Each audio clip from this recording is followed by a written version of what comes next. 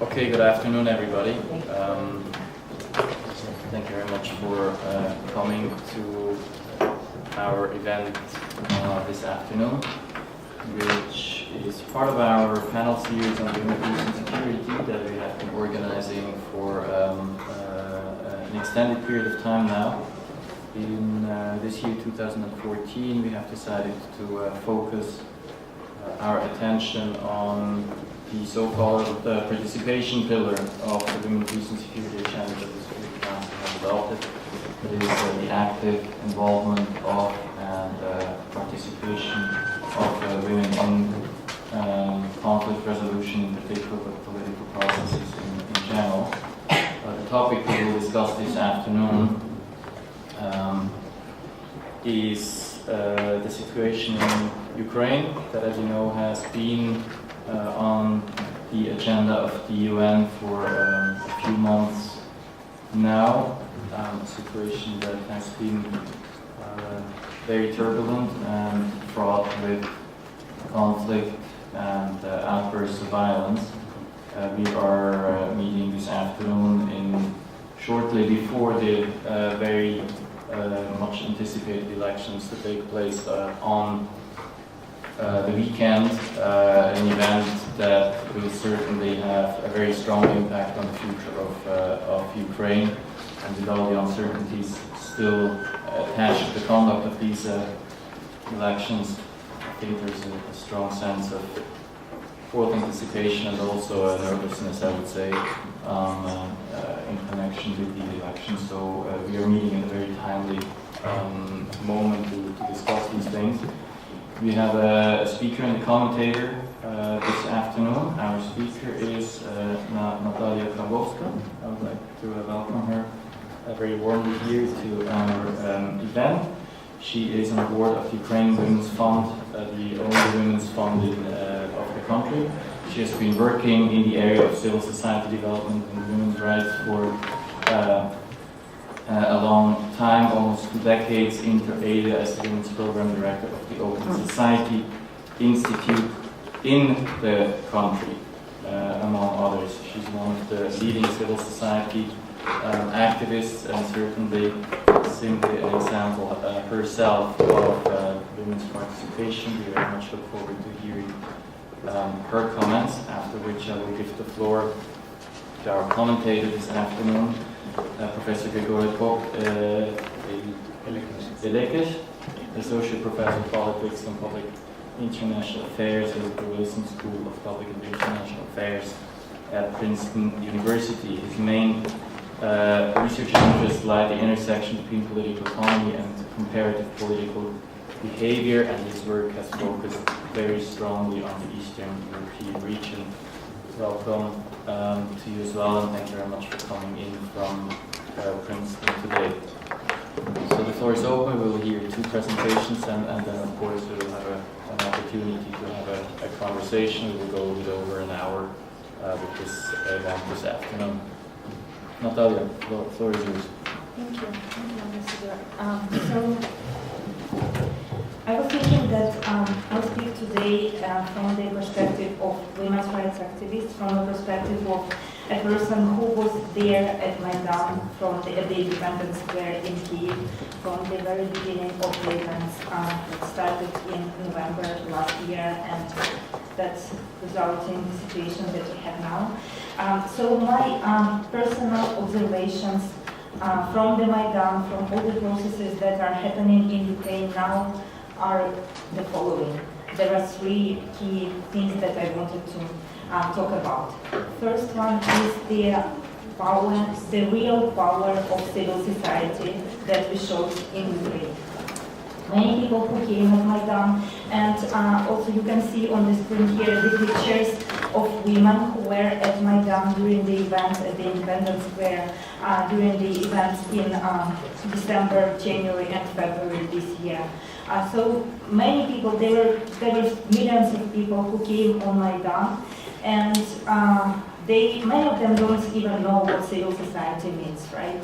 But they showed the power of civil society, because for many Ukrainians, the events that happened were not about just changing one political leader to another one.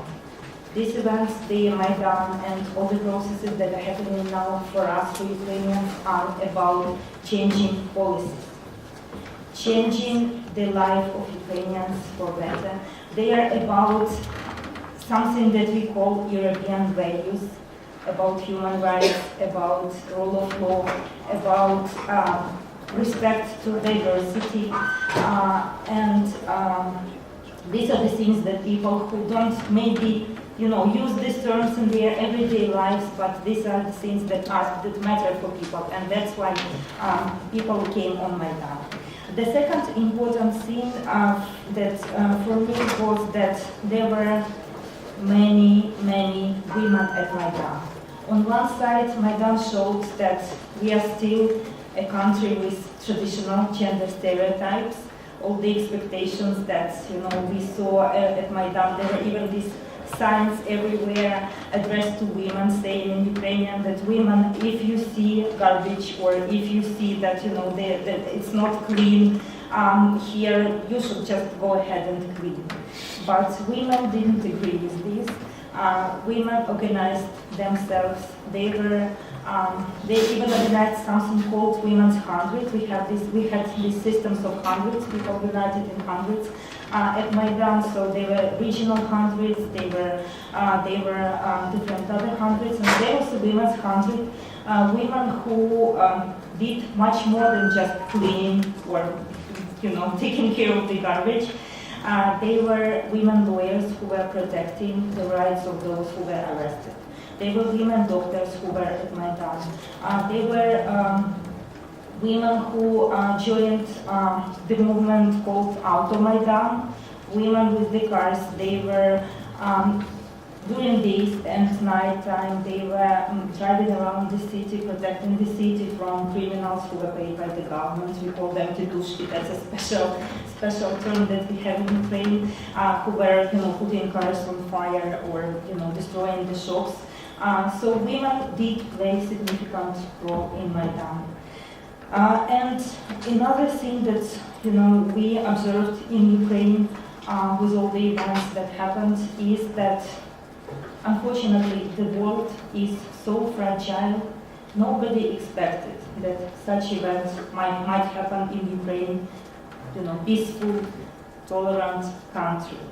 Nobody. If someone would tell me 6 months ago that this will happen in Ukraine, I would say that the person is really from Mars. But this is an indication for me that it could happen anytime, anywhere, in any country. So we should be aware of this, and we should take learn the lessons. Despite the fact that there were so many women at Maidan playing significant, important roles, despite the fact that women constitute 54% of Ukrainian population, what we have now is that women are excluded completely from all the processes that are taking place now, after Maidan. I can talk about some specific, very concrete examples. For example, we have all this rhetoric about war now is a top priority. What you are talking about? If we are talking to the government, if we are talking to the members of parliament, to think tanks who are working on legislation now, whenever we say them that they should also include gender perspective or women's rights perspective, the immediate answer that you will get is that of course we will, but later. War is a top priority now. So I'm asking, when is this later? When is the time, that when gender issues or women's rights issues will become a priority? And I'm afraid that if we lose the momentum, we will again lose, we will again not achieve the change. A very concrete example, we have a group in Ukraine now which is working. The group consists of representatives of think tanks, NGOs, also members of the parliament, and they are working on something that is called reanimation package of reforms. This is a set of new laws, new legislation that will help to overcome the crisis, that will help to fight with corruption, that will help to organize elections, parliamentary elections that we will have hopefully in September this year in a much better way, in a much transparent and effective way. So we approached these people from the animation package of reform with the question whether they included gender perspective, and of course the answer was no. And a very simple example, they are working now on a draft of the new law on elections, which affect women, of course, because everybody is talking in Ukraine now that it's a time to establish quotas, and members of the parliament are ready for this. But again, it looks like quotas will not be included in the new draft law on elections. And there are many examples like this. Also, another risk that we as women's rights activists see now is inside the new temporary government. Because we understand that the government is temporary, but still they have a very important role. And there is a danger that with all the developments that are taking place now in this government, especially I'm talking about the Ministry of Social Policy, which is the gender focal point in Ukraine, there is a danger that we will lose even small achievements that we had already. For example, we had the National Action Plan on Gender, and there is an official information, an official requirement from the Cabinet of Ministers to close some of the national action plans because there is no money in the budget of the country. So there is a real danger that one of the national action plans that will be closed is the one on gender equality. Another danger, and we think it's even it's even more dangerous because the people who are making decisions now in the Ministry of Social Policy, which is not, in our opinion, the proper ministry that should take care of the political policy issues like gender issues. This is a ministry that is service-oriented. This is a ministry which is about services to pensioners, to services for unemployed people. So the whole notion of the ministry is different.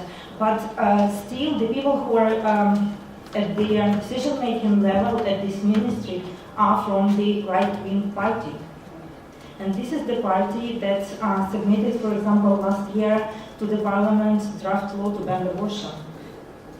So these are people who are making decisions on women's rights and on gender now. And of course, this complicates the whole situation. Another danger, but at the same time an opportunity, a real opportunity that we see now is how women in the East, in the East and in the South, in the Donetsk, Lugansk regions, and also in the south of Ukraine, how they are participating in the processes that are happening there. People are really tired of all these events. People are really tired of all the armed people who are there. So they do want better life. They do want change in their communities for themselves, for their families, for their kids. So I was watching carefully the materials in mass media about the referendum, so-called referendum that happened in Donetsk and Lugansk 2 weeks ago. And it was obvious that the majority of those who came to vote at this referendum were women.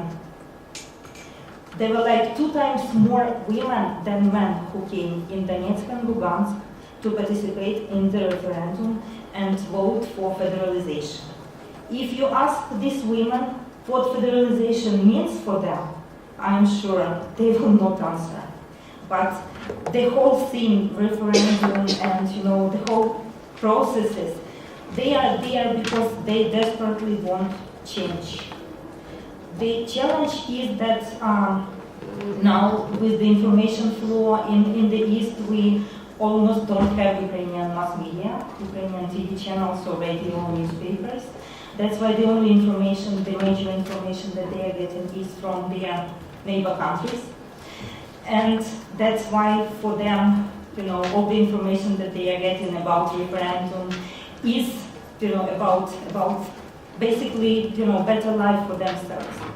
So I do think, and many people, many women's rights activists, many organizations in Ukraine, they think the same. If we want to change, to have better ties between East and West in Ukraine, if we want to change situation there, if we want to change people perception, we should start talking to people in the East, and we should start talking to women. Because they are those who can promote change in the regions. But it is important on the other side, which messages we deliver to women, how well thought they are, what we are talking about, what are the values.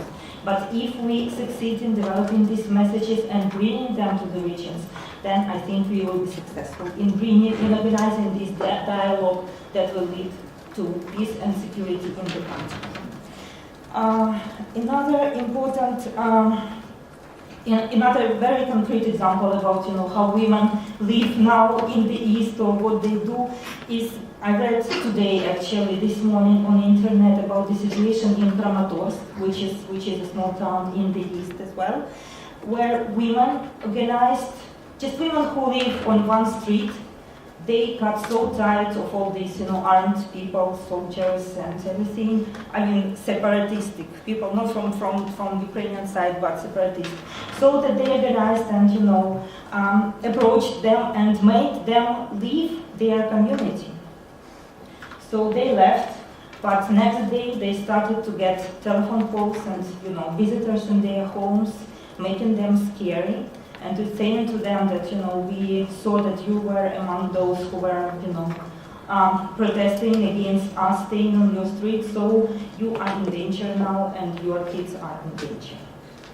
So it is an important thing, and we need to think how to support these women, because, it is really dangerous there. And they might simply lose courage, because when it's about your life, when it's about your kids' life, of course, you have to set priorities. So briefly, this is briefly about the situation. I was thinking about some recommendations on what, in our opinion, should be done at the international level. So I don't know if I shall talk about them now or maybe later. Maybe we can include that in the discussion afterwards. Okay. Okay, great. Thank you so much for your comments and your insights. Over to you, Grigori. Thank you. Let me represent first.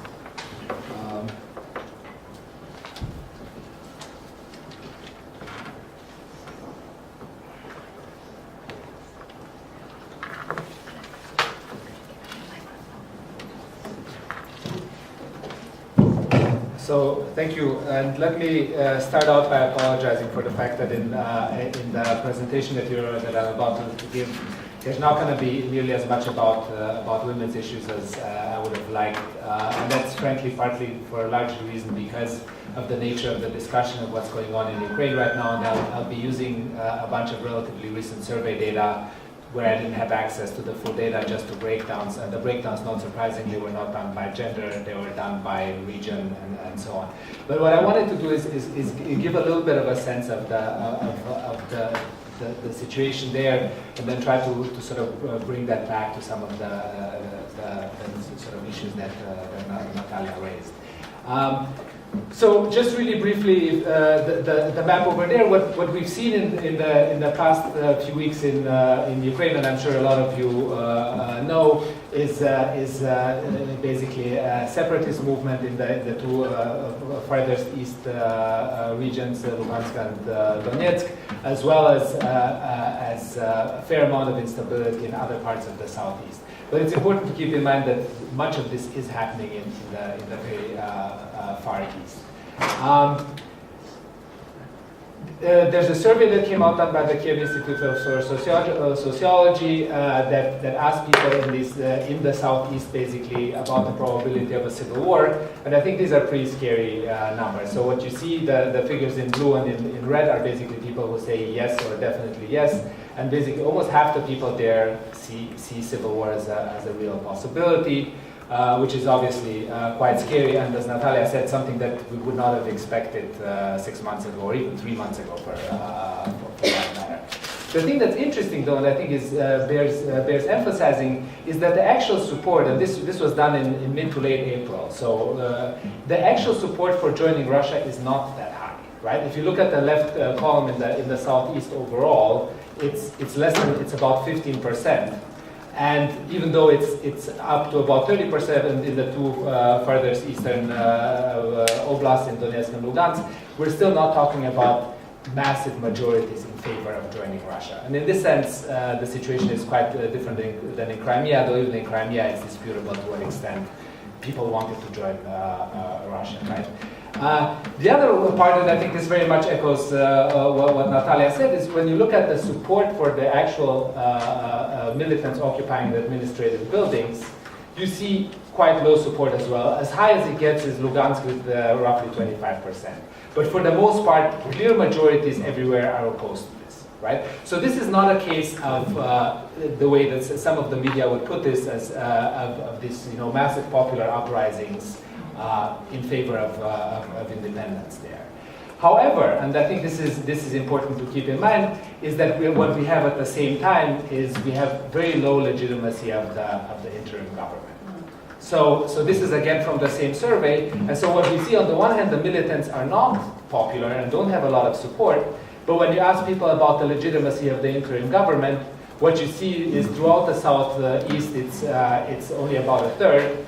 And in the two areas that have been most heavily affected, Donetsk and Lugansk, the next two columns, it's actually sort of around under 20%, right? So this is, and I think this is something that I want to come back to again. We're talking about an area with a very significant lack of legitimate political authority. And in this kind of vacuum, obviously, lots of bad things can happen. What you see in the rest, as you go further towards the sort of center and the south, there's still a very mixed picture. Odessa, this is obviously before the events there a couple of weeks ago, very much split between the extent to which they consider the government legitimate or not. And I'll come back a little bit to sort of why this may be. I don't want to spend too much time on this. There's a lot of it has been said about this, but this discussion has been very much framed in terms of the Russian East versus the Ukrainian West.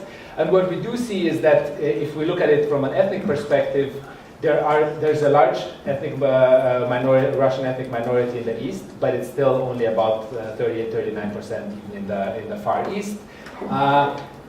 And much of the rest of Ukraine is significantly lower. Situation looks slightly different when we look at it from a linguistic standpoint. There's a lot of Ukrainian ethnic people who will declare themselves to be ethnic Ukrainian but speak Russian. And so there, again, in the Donetsk and Lugansk, you have over 50% of the people who are Russian speakers. So these are in a way sort of conflicted sort of identities at some level.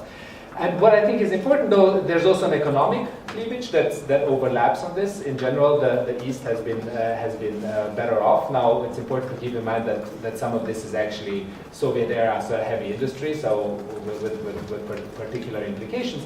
But so what we have in a sense is we have a regional and ethno-linguistic cleavage that overlaps with an economic cleavage, and that has basically produced a political cleavage over the last 20 years. Here is an example of the elections from 1994. You see the western part that's more heavily Russian votes for Kuchma, the eastern part, the western part votes for Krashuk. This also, by the way, overlaps with imperial boundaries. That's something that I'd be happy to get back to in the Q&A. So most of the yellow areas were at some point under Polish or Austro-Hungarian influence, whereas the east has been much more consistently under Russian influence, right? So this matters, and this is a political cleavage that we see going through, right? So this is sorry, I was going to do this first. So these are the elections in 2010. Again, you see support for Yanukovych in the east, support for Tymoshenko in the west. When we look at the protests of the Maidan and the follow rising up, you see the western part with very much similar types of occupations that we now see in the East, right? So there was a precedent for this. But again, this is a cleavage that basically gets reproduced over and over, right? What's really interesting, and this is, I think, one of the, gets back to Natalia's question about the framing of this and the dialogue. What's really scary about Ukraine is that people have different realities. And this is driven in part by the mass media. The East listens to and watches Russian mass media. The center and the West, much more Ukrainian channels. There have also been some bad decisions by the Ukrainian government to discontinue some of the TV reporting in Russian. But what we see is, so this was another survey from February, and they asked people about what were the reasons for the protests in the Maidan. And what you see that in the West, very much this is exactly the sort of rhetoric that Natalia was talking about. This is about becoming a normal European country. This is about the corruption of the Yanukovych regime and so on. Once you go to the East, it's a very different story, and it's about nationalism, that's very much emphasized, and it's about Western meddling. Right? So as a result, the view of these protests is radically different. Who's responsible for protest escalation? If you ask people in the West, it's Yanukovych. If you ask people in the East, it's the opposition, right, and the West. So again, fundamentally different views on what's going on. And then as a result, when asked about, and this is again very much a framing, was this a coup or was it a sort of protest that brought out an authoritarian government? And here it's only the southeast, so I don't have the data from the west here. But what we see that particularly in Lugansk and Donetsk, the vast majority of people think that it's a coup, right? And that might explain. Whereas once you move further to the south and to the center, places like Kherson, Nikolaev, and so on, it's a different story with more people seeing it as a revolution, as a sort of genuine protest movement, right? Which then explains also, maps very clearly into the patterns of support for the interim government, right? In the places where this is seen as a coup, obviously there's not a whole lot of support for the interim government. Where it's seen as an uprising, it's a different story. One sort of, and I mentioned that the big dilemma is here that we have this vacuum of power in which bad things happen in general. What's interesting to note here is that if you compare the legitimacy of the government versus the parliament, so the difference is that the parliament has been in power from before, what you see that particularly, so overall, the legitimacy of the parliament is higher than that of the interim government, and particularly in Donetsk and Lugansk, it's significantly higher. Right? So I think part of what's going on here is, so part of it is this different interpretation of the Maidan, and part of it is, I think, a genuine and justified, I think, concern by the East that they're not represented in the new government, right? And so they have greater trust in the institutions that have been there from before, even though this is a very problematic parliament in a lot of different ways. Right? The other thing to keep in mind, though, and I think this is important, right? So we talk about the distrust in the interim government. Here are statistics from a survey that I sort of did in Ukraine together with Razumkov Center, with a public research firm there. And what's interesting here, we asked about government trust in the Yanukovych government, right at the time, and what we see that now the pattern is reversed, right? Now we see higher patterns of support in Donetsk and Lugansk and lower elsewhere. But the dominant tenor is still one in which most people don't trust the government, right? So this is not just a case of people distrusting this particular government. This is a broader case of government weakness, right? And it's something that I think successive post-communist governments in Ukraine have suffered from. And in a way, until now, nothing happened because it didn't blow up. But when things blew up, there was nothing to stand against. And to put this in comparative perspective, these are scores from the Nations in Transit governance scores. Ukraine is the yellow line over there. On the top in green, I don't know if it's clearly visible, are the new East European sort of post-communist EU members. So this is where Ukraine wants to be. And then on the bottom are the European CIS members, which is what Ukraine is trying to get away from, right? And so what's interesting here is that when we look at things like on the top two panels, electoral process and media independence, it's clear that Ukraine does significantly better than the CIS. And while they're not quite at the level of the other East European countries that are in the EU, there's really significant progress.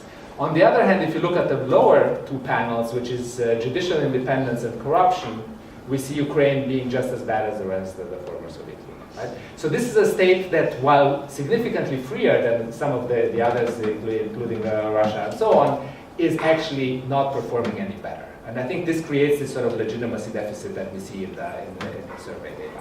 On the plus side, and I think this again echoes Natalia's points very much, if you look at civil society scores, Ukraine is significantly better than the rest of the CIS, and it's something where we haven't even seen much backsliding even during the Yanukovych period, right? The question, of course, is what can the civil society do, and particularly what can the civil society do in the context of this kind of conflict? And one of the worries here is that, on the one hand, this kind of mobilization is great for bringing down authoritarian leaders, and the Maidan is a perfect example of this, as was the Orange Revolution 10 years ago.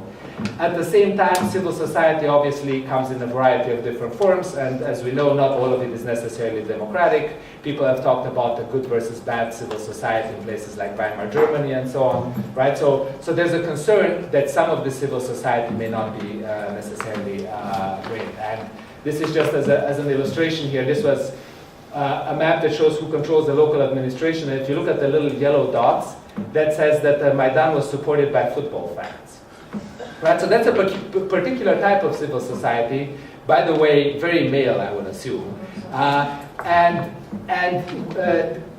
the one hand, they can provide sort of shock troops under certain circumstances. On the other hand, their involvement in Odessa in particular was very problematic, right? So this can be a darker side of civil society, and in a sense, there's a question of the type of mix, right? We can have people organizing for good or for bad. Very, very briefly, looking at the regional differences here, what we find is higher civic participation. This was, again, based on the survey that we did in 2013. We find higher participation in the West, but not particularly high participation overall. And this is not unique to Ukraine. This is a sort of broader post-communist problem. The thing that I think is problematic and makes me circumspect about the possibility of civil society really bridging here is the fact that when you look at, so we asked a question about what is your view of NGOs, and one of the options was these are honest people committed to a cause, whereas the other two options were these are politicians trying to do their own games, or they're people who are trying to make money. And what you see is that outside of the East, about a third of the people see the NGO sector as being so there's a fair amount of support. In the East, it's half that, right? So there's something either about the civil society in the East that's sort of more controlled by the oligarchs, or something about the perception of people of civil society that seems to be different. So that kind of reach might be more problematic, and obviously I would like to hear more of whether this sounds right. As far as the political attitudes, I don't want to spend too much time on this. So here we're just comparing. In blue we have the civic organization participants versus non-participants, also from this survey. And what we see is that there's that for the most part the left three categories, we see the types of things that we want to see. There's slightly higher trust in political parties among participants, but notice that that's still only 20%. And this, I think, sort of emphasizes this rift between the civil society and the politicians. That was very clear in the Maidan, where the politicians, including the opposition, could not control much of the protests. There's somewhat higher support for minority rights, though not as much as we might have hoped. And there's somewhat greater improvement in thinking that criticizing the government is essential for democracy. Right? So civil society participants on average seem to be more pro-democratic than the others. On the other hand, we also find that there's sort of more nationalists within them. So the right two categories show that the proportion of people who call themselves either nationalist or national democratic and their ideology is higher. This might have something to do with the fact that there's higher participation in the West, where there are more nationalists. Okay, just really briefly, thinking about this sort of strangely rapid shift from peace to conflict. So we have the situation of ethnic diversity, But it's important to keep in mind that there's a low cultural distance here. Between Ukrainians and Russians, as far as language, as far as religion, as far as lots of other things, the distance is not as big. So if you compare it to places like Kosovo, it's not in the same league. There are differences in ethnic identity rooted in some of these imperial legacies. Again, I don't want to spend too much time. And what we have seen, and I think this is important, and this is where we were circa November 2013, that we have this ethno-linguistically based political conflict, right, between the East and the West. But so far so good. We have that in lots of other places. How do we get from that to a place blowing up in the way that it has? And this is where, on the one hand, you get these sort of crisis with autonomy and independence demands, very much fueled from the outside. Right? And then you get these ethnic entrepreneurs who are trying, on both sides, who are trying to push this farther to the extreme because it gives them greater power. Right? In a sense, both the militants in the east and Svoboda and the right faction in the right sector in the west benefit from each other's practice. So you get this outbidding, basically, right? And as a result, you end up with this kind of violent ethno-constitutional crisis.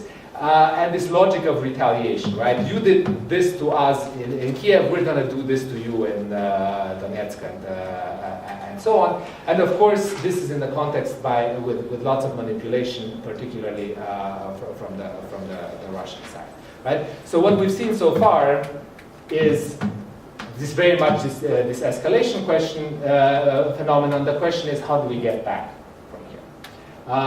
And here, of course, we're in the realm of predictions and guesswork, and social scientists, we should be very wary of that. There are lots of grounds of pessimism here, right? And I've already talked about the absence of a legitimate authority in the East, and we have a little bit of a catch-22 here, where the elections that are supposed to be taking place next weekend. Without those elections, we will not get a legitimate authority in the East. At the same time, because of the situation there, it's going to be very hard to run the elections. And it's going to be very hard for people to be able to vote until they've been represented. The other thing is that it's hard to roll back this kind of mobilization. Once people have guns and they're sitting and so on, it's hard to convince them to go back. And very much people remember the bad things that have happened to them and not the bad things that their cousins have done to others. Right? More broadly, we do see the resilience of oligarchs. We see this in terms of the two main candidates in the presidential elections right now. But more broadly, the sort of key role played by people like Akhmetov in the East and in the whole discourse. And that, of course, makes it very hard to think that anything is going to change. It might help in terms of the place not blowing up, but in terms of politics changing in a sense of there being sort of genuine representation for things like gender issues and so on, that doesn't make me particularly optimistic. There's also a massive economic crisis that's ongoing and probably about to get worse. And the institutional fixes are not clear, right? So greater autonomy and possibly federalism are the demands. At the same time, there's a fair amount of evidence that if you have this kind of ethnically based federalism, that leads to further divergence. So it's hard to know whether that's going to fix it. And then, of course, there's a question of the West has so far played a surprisingly passive role, at least in my opinion, and Russia has been unpredictable, to put it nicely. There are a few grounds for optimism. There's potentially, people have talked a lot about the lack of a Ukrainian national identity, at least outside of the West. And there is a possibility that this crisis will sort of provide a unifying, a rallying around the flag. Now, rallying around the flag is a tricky business, and it can lead in all kinds of excesses, so we'll see how that goes. The other one, I think this is important, that this was an opportunity that was missed after the Orange Revolution, is that this could be an opportunity for security sector reforms. We've seen the massive breakdown of security in the East, and I think this would be a good time to try to do something about this. Because without this kind of security, we will have basically bands of people running around. The other hope here is European integration incentives. The government in Kiev is at least rhetorically committed to this, and hopefully that will help.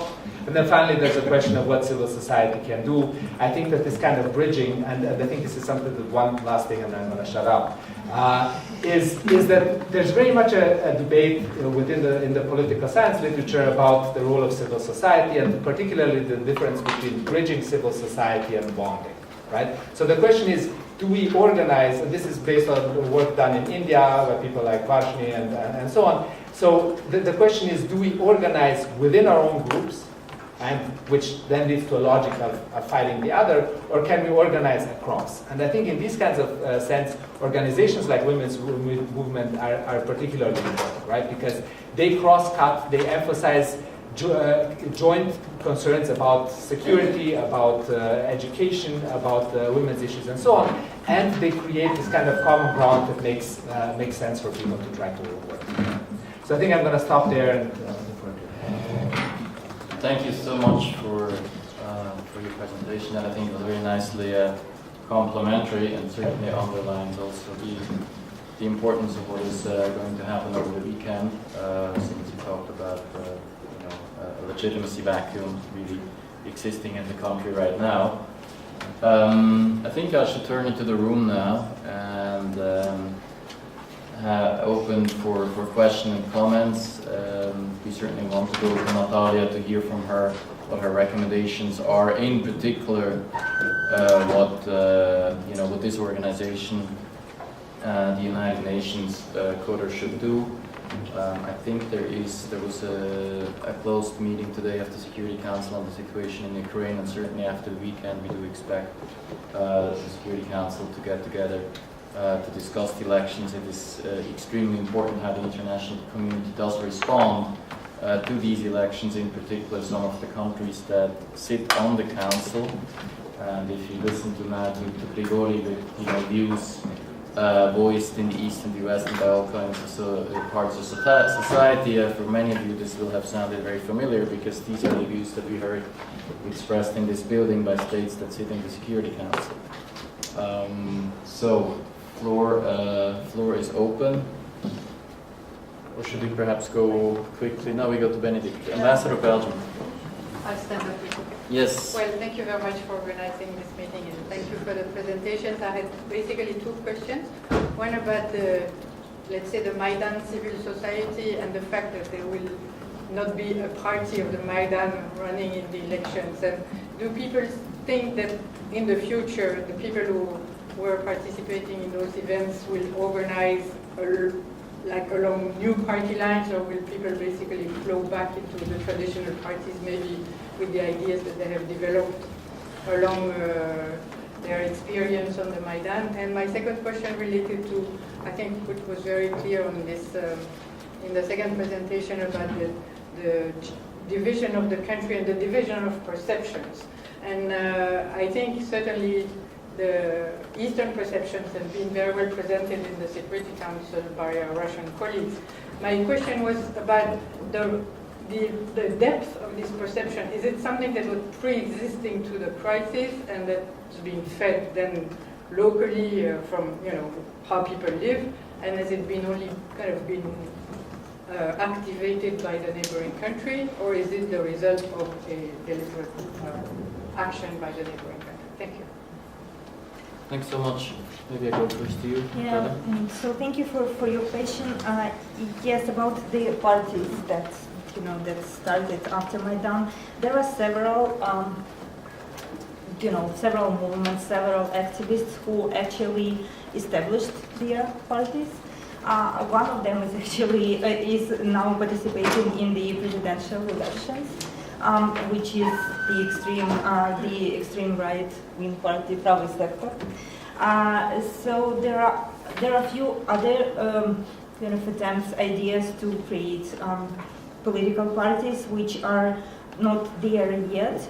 But also there are the people who participated actively in Maidan events. They are now, because together with presidential elections, we also have Kyiv city elections of mayor and city council. So some of the people, some of activists, they are now participating in these elections. Not exactly parties, but some activists. And yeah, maybe if I can answer also partially your second question. Well, definitely there is a division of perceptions between East and West, and I do agree with Grigoria. It has always been like this historically, because the West was part of.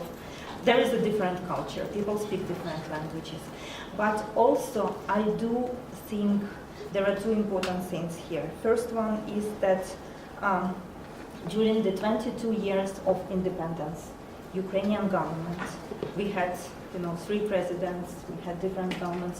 Nobody really paid attention to these differences. Nobody. There were no national-wide initiatives, national-wide projects, trying to really overcome these differences. And this is one of the reasons why we have. And some people, some countries, some neighbors used this card very well. And another thing that about the languages, my personal experience, I am from a Russian-speaking family. I consider myself Ukrainian, but we speak Russian at home. And I can easily speak Ukrainian, because the languages are very similar. Sometimes we don't even pay attention which language are we using. So what language differences are we talking about? Everybody in Ukraine understands Ukrainian, no matter whether he or she speaks Russian or speaks Ukrainian.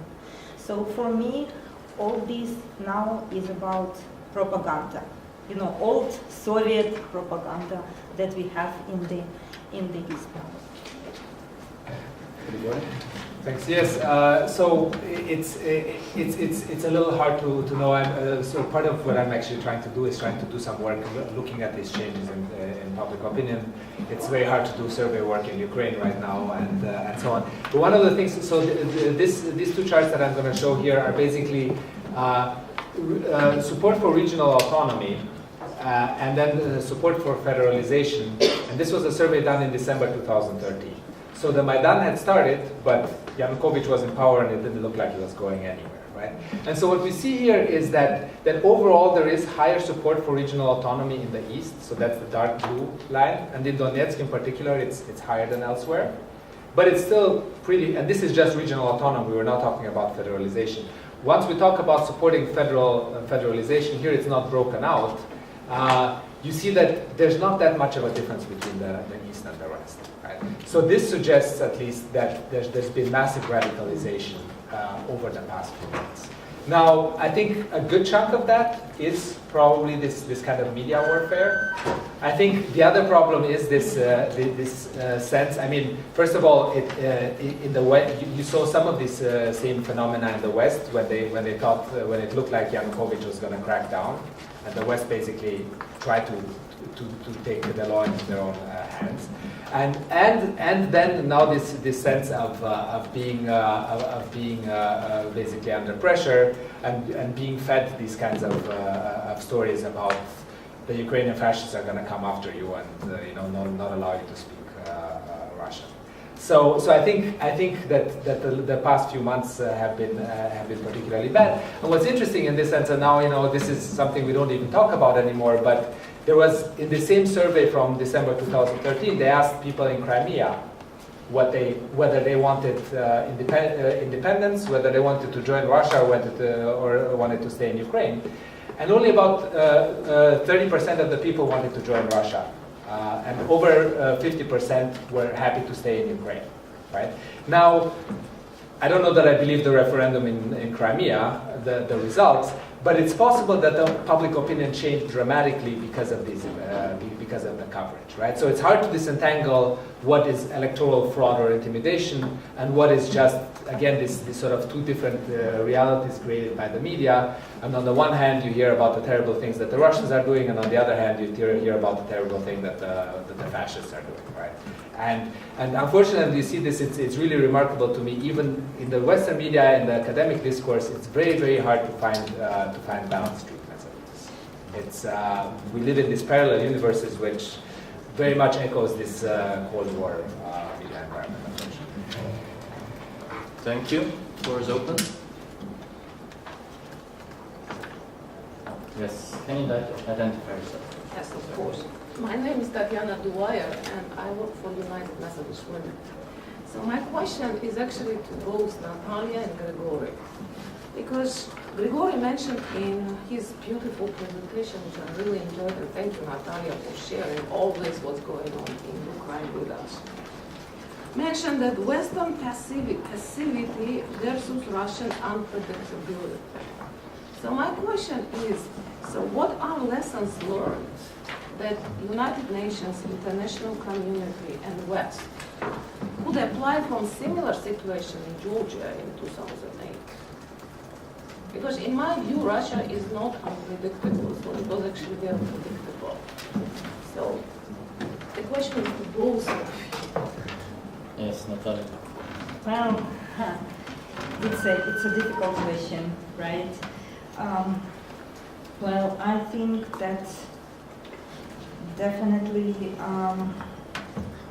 unpredictability in our case, I mean, in Ukraine, everything is the thing that I believe nobody was prepared for, and nobody really thought that it will happen. It was Maidan, because honestly, many people think that the events, exactly what you said, it was predictable. The events that happened in Crimea and in the East, they were planned in advance. The difference was that the events were planned for 2015 to the presidential elections. And then after November, when the association agreement was not signed, the government thought Yanukovych and his government thought that people will just keep silent, and it didn't happen. So Maidan was unpredictable, and Maidan, I think, civil society and people who came on the streets, they basically changed the whole plan. As to the lessons, I think the biggest lesson and the biggest advice that I think we should all think about is that, again, it goes back to what I said at the beginning, that it might happen in any country. There are countries, former Soviet Union countries in the region, that might be in the same situation any day. So we, international community, I think, has to learn this lesson, and has to, the sanctions that were introduced, first level, second level, third level, they were important, they are important, but still they do not, and this is my personal opinion, still they do not solve all the problems. So, yeah. Grigori, can you also comment on this? And I have to say, it got my attention when I saw on your presentation Western passivity, Russian unpredictability, because I think you could probably challenge both notions in a way. You have said yourself that you've talked about allegations of meddling by Western states. There has been a lot of talk about this. If you look at the media coverage in Europe and in my part of the world, you'll find very interestingly that people very much on the far left accuse the West of having been interfering, but also people on the right that say the same thing. So there's a kind of a strange alliance of people that find that the West has actually been not passive, but rather overly active. And I think you will also find voices that will say everything that has been happening follows a script that is actually pretty far from unpredictable. Yeah, so far be it from me to be able to divine all the scripts of either the Russian or the West Europeans. What I do want to say, so I think there's a combination of, there's definitely within the Maidan, I mean, let's remember that the Maidan was kicked off by the European Association agreements. and there was definitely Western support at the time for the Maidan, right? And the Europeans trying to sort of play a role in these negotiations between Yanukovych and the opposition and so on.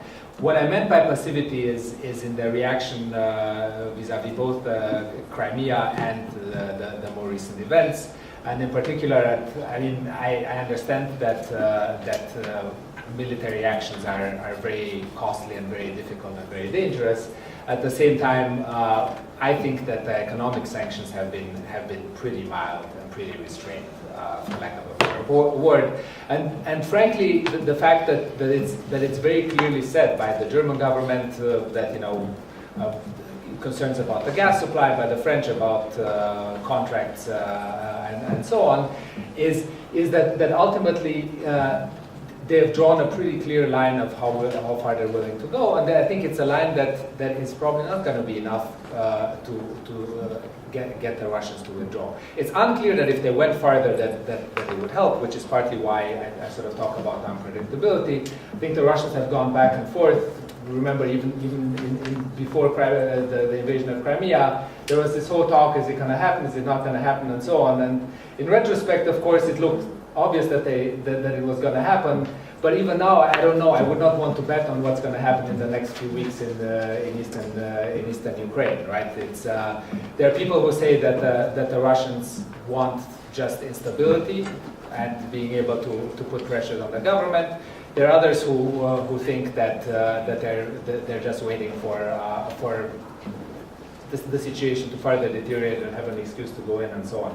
So that's the part where that I see as being unpredictable. But I think that given how well this whole crisis has played domestically for the Putin regime, I would be surprised if the Russians would withdraw without the West doing something more than what they've done. I'm not sufficient enough of an expert to know exactly how I would design these sanctions and so on. But certainly so far I haven't seen that much political will. And I'm curious to see whether things are going to change after the EU elections or not. But I won't be holding my breath for now. Thank you very much. More comments? Yes, please. It's more like a clarification question. Can you also identify yourself? Oh, sorry. My name is Ishan. I work for the Pakistani mission. It's more like clarification questions. So the survey which you presented clearly shows that there is a divide in all the dimensions of economic, political, and even ethnic regimes in Ukraine. So do you know what percentage of women was surveyed when this was taken? Because when we're trying to draw recommendations for Women's League for Freedom, we need to know what the women's stance is in all of these results that you've showed. So could you clarify on that? Sure. Yeah. So I cannot. The most recent surveys that I've just presented, those were not ones where I had input on the methodology. It is my understanding that they were representative at the oblast level, so they should have roughly 50% women, though I'm not exactly sure what they did. For the particular survey that we did a year ago, we had slightly over 50% women, which is in line with the population of Ukraine. There, what you see, I mean, it's and the one place where I did look is in terms of civic participation, and it looks like, at least on average, women participate somewhat less in civil society than men do. Though obviously that differs a lot by the different types of organizations. But as far as these opinions go, so these are nationally representative samples. I think what would be interesting and I think important is to look at the gender breakdown in terms of other types of preferences, right? And here again, there are all kinds of questions about, in this most recent survey, about, would you be willing to take up arms if the Russians invaded, for example? And something like 20% of people in East Ukraine say yes, or 25 or so.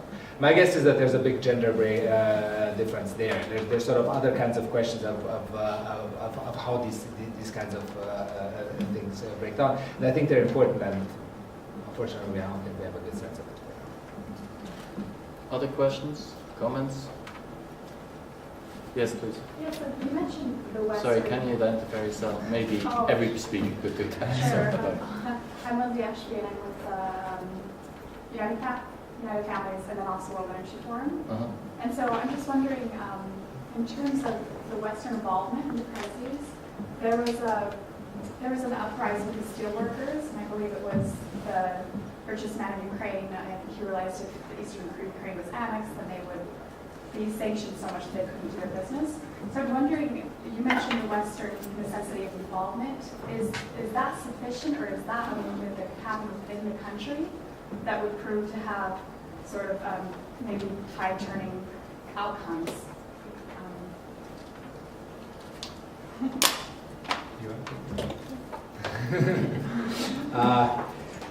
Yeah, so it's I think again Western involvement is very tricky particularly in the eastern part of Ukraine, whereas we've seen in the survey there's a lot of resistance as to the West's role there. One of the things that people have emphasized is that Eastern Ukraine, if they were to be independent, rather than joining Russia and so on, would have a very hard time with exports and so on. So I think this is probably one of the reasons why Akhmetov, who you're referring to, is probably. I mean, he came out during the Maidan as well and said our key priority is the unity of Ukraine. Other people might say that part of the reason why he says that is because it's better to be an oligarch in Ukraine than to be an oligarch in Russia, right? So there's that involvement. But it is true that there are important economic interests in Donetsk that would not necessarily benefit from either independence or from joining Russia. And here I'm going on sort of things that I've heard, and I don't know how reliable they are. There's a big mining sector there where people are apparently not particularly excited about the separatist movements and so on. So it's very complicated, and part of the problem is that the information from there is very unreliable. So knowing exactly who stands on what side. What people have speculated about is that, and this is I think one of the sort of broader implications for reforms, is that these same oligarchs who at some level should be afraid because of something like Maidan are trying to show that they're indispensable for political stability there, right? If you want Donetsk to be sort of part of, a stable Donetsk to be part of Ukraine, it's hard to go after Akhmetov in the short term. And so this could very be a well-used part of the calculation. Yeah, just wanted to add, the whole question of economics of Donbass is a very, challenging question because, in terms of what populations think, what's their perception, and the message, the propaganda that they get from mass media is clear. Donetsk is feeding the whole Ukraine. This is what people have been told, and this is what's there. This is one of the reasons again of all these, of all the events. And even my personal experience, and that way they do not hear alternative messages. They do not hear about Western involvement. My personal experience, I was in Lugansk 2 months ago, going from the airport to the hotel, talking to a taxi driver about Maidan, and he also started, as soon as he understood the time from Kiev, he started to say, oh, you are Banderovцы, so nationalistic people, all that traditional stuff. And I'm asking him, like, at the human being level, don't you want yourself and your family to live better? Don't you want the different values in your life? Don't you want even more money and less corruption? And I realized that I was talking, these concepts are really very difficult for them, because people there, for him, he is living in Lugansk. He only gets messages that Lugansk and Donetsk are the best places to live. That's the future for him and his family, and he doesn't see the alternative. So I think it is also very important, role for the Western countries. If we all want to stop this in Ukraine, and if we all want to not to have this in any other country of the region or in the world, to somehow to help us develop the message that we should convey to the people in the East, how to, what different life means for them, what are Western values, and then help us to deliver this message to people. It could be done through the civil society, through NGOs, and I do agree with Grigory about their lack of trust to civil society in the East. This is true, but I think the reason for this is that even the same as with any other sectors, civil society in the East is different from civil society in other regions of Ukraine, because majority of civil society organizations, they are those who came from the past. Women's rights groups are those traditional women's rights groups led by the leaders of either oligarchs or leaders of the region, like the governors of the region, or important people there. So these are the organizations that work from time to time. They are not about policy change. They are not about communities. They are not about real life on the ground. They are just, talking faces. And that's why people, of course, do not trust them. So we do need, but on the other side, there are progressive organizations led mostly by new generation of civil society activists, new leaders, and it is important to involve them in the process. It is important to support them, because I do think that they will be very good mediators in all these processes, very good in building these bridges. And women are among them, because women are really, really good in delivering messages. Because especially in the situation like ours, in the situation of war, in the situation of crisis or post-crisis, because women are about exactly, as we were saying, about things that are close to people's hearts and people's minds, right? About security, social security, about better, economic opportunities, because, we've seen this in Ukraine many times. When we had economic problems, women were those who were creating micro businesses, small businesses in the communities, earning money for themselves, and then giving workplaces for other people in the community. So I do think that civil society in this case, with the support of the West, is one of the solutions. Thank you. There was somebody in the back. Yes. So my name is Amr from the Mission of Egypt. Many of these speakers mentioned that the ethnic differences are not actually as acute or as big as one would think that they are. So there must be another aspect to that process. If the ethnic differences are not as much, and many of the observers, they'll say that the strategic value of Ukraine for both Western Europe and Russia, and that was applicable mainly to Crimea. For East and Southern Ukraine, is there a strategic utility that we don't know, at least that we don't know about, and hence the situation is as tense as it was for Crimea? Is there a strategic value for both Western Europe and Russia that may be applicable to that area? Natalia? Yeah. Well, I don't know.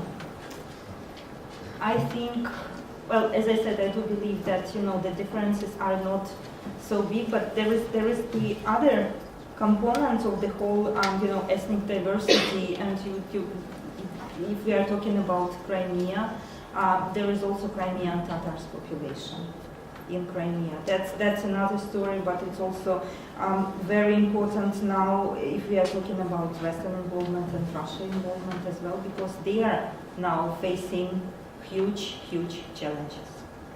So they are different, completely different. I mean, in terms of language, in terms of culture, in terms of everything, from Ukrainians and from Russians, and they are now in danger in Crimea. So here, I think, really is the place. Well, maybe it's speaking about optimistic scenario. Maybe there should be some dialogue even between Russia and the West on how to address the issue of Crimean Tatars, and I think that this could be the starting point. You know about Crimean Tatars, right? I mean, I don't need to explain the whole thing, right?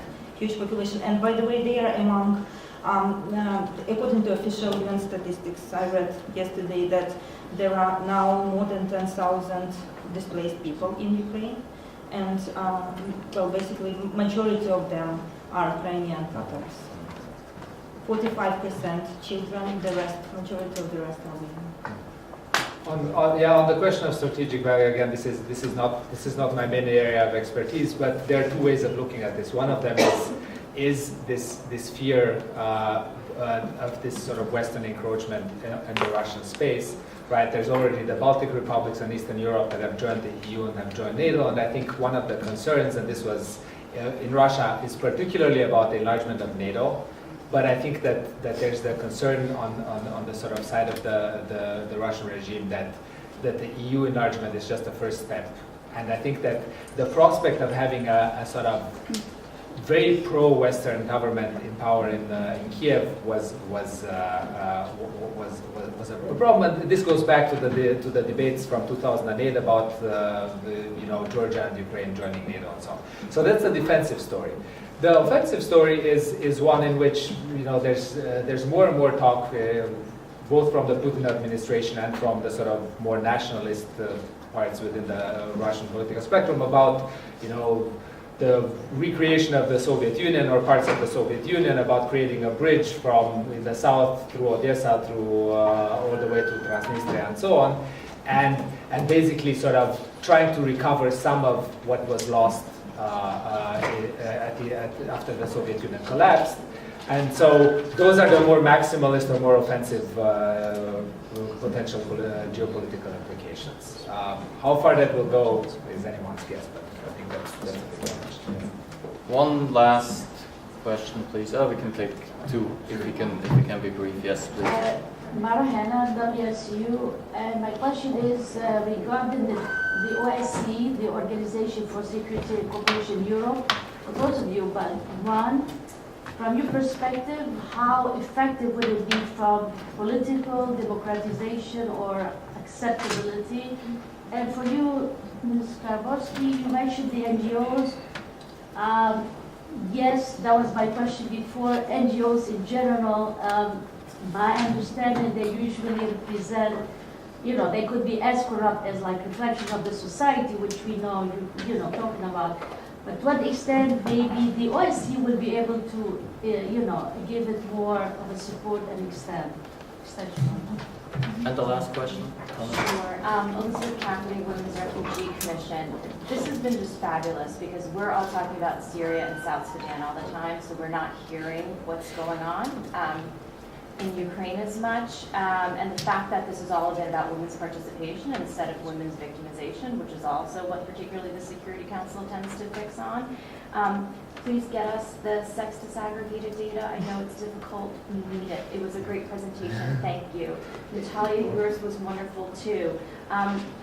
The media on this is not good. The New York Times had a big article just talking all about how, how they said women were involved, but they were bringing cups of tea to the barricades. It was the most patronizing, patriarchal article ever. I also have to out myself as the great-granddaughter of immigrants from Kiev who thought they were going to go back, but then World War I happened and the Soviet Union happened, so they stayed here. So what I really need as a citizen of the U.S. who has many Ukrainian American relatives is to get your recommendations and to know what we are going to be telling our elected officials, because in my private capacity, I was laughing when you were saying, Western passivity, because it's so frustrating. It is so frustrating, but we know why people are behaving the way they are, and because you guys are too well behaved as well. Because you're so well behaved, they're sort of leaving it to you to act like grown-ups, and they're dealing with other issues. So Abby was in a meeting with me this morning and has seen that today is my day of shooting from the hip, which I don't know if it's a good or a bad thing. But I just wanted to say thank you so much for coming here. Thank you again to Wilkes, to Liechtenstein, to Princeton for putting this on. And please give us very specific targeted recommendations for what we're going to tell as the NGO Working Group on Women's and Security to our Security Council members, and then what I'm going to tell my relatives to call their senators to say. Thank you very much. Final comments? Natalia? Yeah. Thank you. In response to the question about OSCE, I have a pen from OSCE. I'm looking at it, I'm using it now. They are really active in Ukraine, different missions, and they are meeting with civil society organizations as well. One in particular, I know that there are several initiatives going on now, but one in particular one that I think has a big potential to involve civil society is the National Dialogue Project. And we've met with people who represent this project, so I think that's an opportunity really to include civil society groups that are working both on the national level and also at the regional level in the East and in the West, and these will also give, more credibility to the civil society organizations, especially those whom people in the East do not trust much. Also the other role that OSCE and other countries, and this also answers partially to your question, and this is what I was going to ask you as someone who came from Ukraine and someone who participated in all these events and still participates. The immediate support that we need now, it's about the question that was raised about the legitimacy of the new president. I know that there will be many observers from different countries coming to elections, but my question is, how many of them will come to Eastern Ukraine? I know it is dangerous. I know it is not the best place to go for anyone, but still we need international observers there. Because what is happening now in the East, in Donetsk and in Lugansk, is that the recent news that I received from Ukraine was that armed people, they are basically they took over almost half of the election points in the East. And of course, citizens, they are afraid to go and vote if there are people with the guns sitting there. So it is very important now to make the new elected president legitimate, to have the elections in the East as well, as much as we can. And in this, I think, international observers, foreign governments could really help. And in terms of your family, Ukrainian diaspora, actually one of the reasons that I'm here is to meet with Ukrainian people, Ukrainian diaspora here in New York. So we can actually talk more about this later, but they are really supporting, and we are really thankful to everybody who is supporting Ukraine, and especially to Ukrainians who live here. Just one final word about recommendations about what we really need as people in Ukraine now from international community. I already said about elections. Another important thing is their support to civil society, because the change that we are hoping for, that we are aiming for, that their heavenly 100, as we call it, Nебесna Sotnya, people who were killed at Maidan, they died basically for this change, for the new country. And the change is possible, I do believe in this, through a different level, through grassroots level, and also through the national level. And civil society organizations could play a significant role, starting from the grassroots level, talking to people in the communities, talking to women in the communities, talking to them about different values that they are hearing now, mostly from Russia. And civil society organizations need support in this. Also, civil society organizations, think tanks, they could be, and they are very active in, and this is also what people were aiming for, in keeping the government accountable. So we do think that having strong civil society will help us to keep the new Ukrainian government accountable. And these are not short-term strategies, definitely. These are long-term strategies. So we all realize that we will not wake up tomorrow in a completely new country and everything is nice and sun is shining and everything is good. So we should all be aware that this is a long-term process. And Thank you. Yeah. Thanks Thank you. Did it go to final word? Yes, just very briefly, I second that. I think the OSCE role in terms of the elections is going to be crucial. I think another area, and here I think the example of the OSCE involvement in Moldova in the mid-90s is instructive, is that Moldova worked with the OSCE and came up with minority rights and with solutions to that problem that I think were significantly better than elsewhere in the region. And I think that's important in reassuring the East. I don't know how much credibility the OSCE has in East Ukraine, but something has to counter this fear that these are a bunch of Ukrainian extreme nationalists who are going to take us over. And I think that's important. And I think, frankly, it's not just rhetorically important. I think it's important to keep Svoboda and the extreme right in check. And more broadly, even beyond extremism, there's a question of keeping them accountable and so on. Because, and in a sense, given how dependent the Ukrainian government is on the West, I think the West should have quite a bit of leverage on getting them to do the right thing. The final thing, and maybe your relatives can be helpful in this sense, is Ukraine is going to need a lot of economic support, and so far, and again, I don't think there's been enough of that forthcoming. There have been some IMF loans, there has been this and that. Ukraine will lose a lot if relations with Russia deteriorate further, and that's something that needs to be managed. The oil is, the gas is something we always talk about. The chart that I have up there has the percentage of people who have friends and relatives working in different parts. And what you see that throughout Ukraine, something like 35 to 40% of people have friends or relatives who work in Russia. In the western part, people also work in the West, but not so much elsewhere. So this is something that again has to be counterbalanced, or else you lose the effort to win these people.